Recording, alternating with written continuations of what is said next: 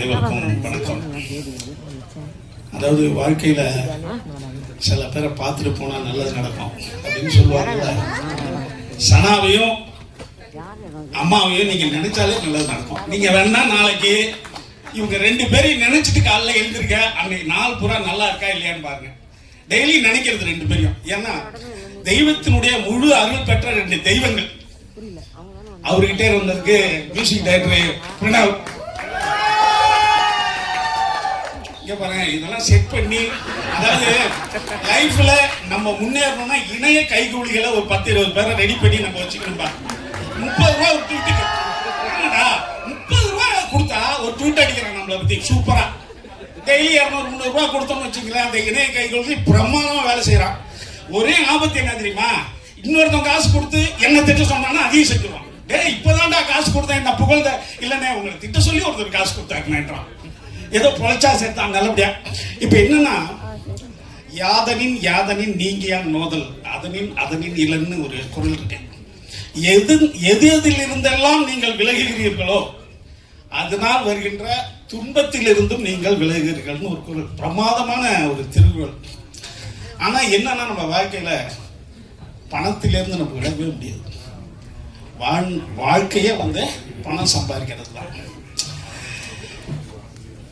எல்லா வரலாறுகளும் ராஜாக்களை பத்தியும் பணக்காரர்கள் பத்தியும் இருந்தது. ஆனா கார்ல் மார்க்ஸ் தான் வரலாறை ஏழைகளுக்காக எழுதினார். ஏழைகள்ல இருந்து உலக வரலாறை எழுதுவது. அந்த கார்ல் மார்க்ஸ் எவ்வளவு காசு கஷ்டப்பட்டாரு, அந்த மூலதனம் சாதாரண ஏழை மக்கள் எப்படி முன்னேறி வர்றதுன்றதான் மூலதனத்தினுடைய அடிப்படை. அந்த கார்ல் மார்க்ஸ் அதை எழுதின கார்ல் மார்க்ஸ் என்ன கஷ்டப்பட்டாருன்னு உங்களுக்கு தெரியும். ஜென்னியும் கார்ல் மார்க்ஸும். இதுல ஹீரோ பேர் கார்ல் மார்க்ஸ். படம் பூரா ஒரு காசு கஷ்டப்படுறது தான் அந்த கதை. ரொம்ப முனிஷ்காந்த் பிரமாதமா பண்ணியிருந்தாரு. இயக்குனர் கிஷோர் எனக்கு ரொம்ப பிடிச்சதுன்னா பேக்ரவுண்ட்ல அயோத்திதாசர்லாம் காட்டிருந்தாப்புல. ஒரு சின்ன மிஸ்போக்ஸில் அயோத்திதாசர் இருக்காரு, சேகுரா நல்லாவே இருந்தாரு. அதெல்லாம் ஒரு நுணுக்கமான ஒரு அரசியல். ஏன்னா ஒரு கலைஞனுக்கு ஏழைகளை பற்றி அல்லது முன்னேறும் வர்க்கத்தை பற்றி அக்கறை இருக்கணும். ஒரு படைப்புக்கோ ஒரு படைப்பாளனுக்கோ. அது கிஷோர்ட்ட இருக்கு. அடுத்தது அவர் மிலட்டூர் நன்றி போட்டிருந்தீங்க. ஏன்னா நான் மிலட்டூர், அம்மாப்பேட்டை, பாபநாசம் இந்த ஏரியாவில் நான் சின்ன பிள்ளையா இருக்கும்போது ரொம்ப சுற்றிட்டு இருந்த ஏரியாக்கள். திருக்கருகூர், தஞ்சாவூர் பக்கம், நீடாமங்கலம், இதெல்லாம் அந்த பேக்ரவுண்ட் எனக்கு ரொம்ப கனெக்ட் ஆச்சு.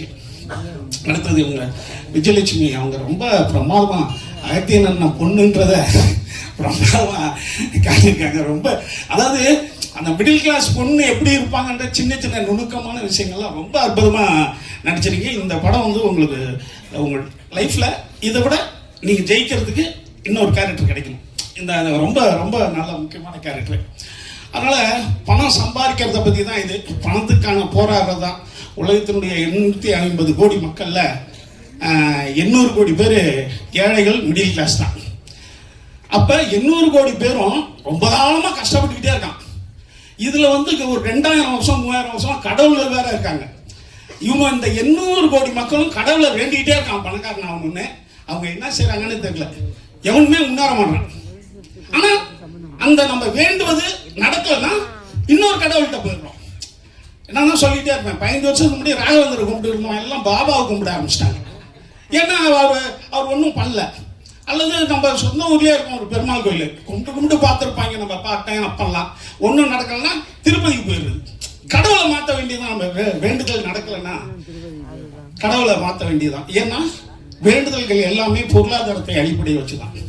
எனக்கு அது கிடைக்கணும், இது கிடைக்கணும், பணம் வரணும்ட்டு. அதனால நேர்மை ஒரு ஆபத்தானது. ஏன் எல்லாம் ஏழையா இருக்கான்னா அவன் நேர்மையா இருக்கான்.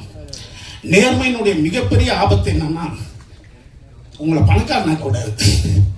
நீங்க எல்லாரும் தில்லாலங்கடி பண்ணாதான் நீங்க பணக்காரன் ஆக முடியும். அதுக்கு நம்ம வியாபாரம், திறமை அப்படின்னு நிறைய பேர் வச்சுக்கோம்.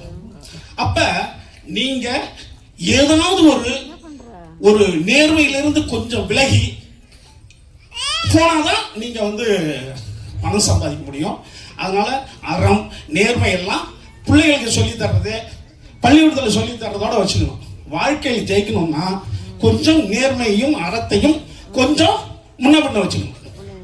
இப்ப ஒரு பாட்டு இருக்கு முத்து படத்துல, ஒருவன் ஒருவன் முதலாளியா, அதுல கையில் கொஞ்சம் காசு இருந்தால் அதுக்கு நீ முதலாளி, கழுத்து வரைக்கும் காசு இருந்தா அதுதான் உனக்கு முதலாளின்னு ஒரு பாட்டு இருக்கு.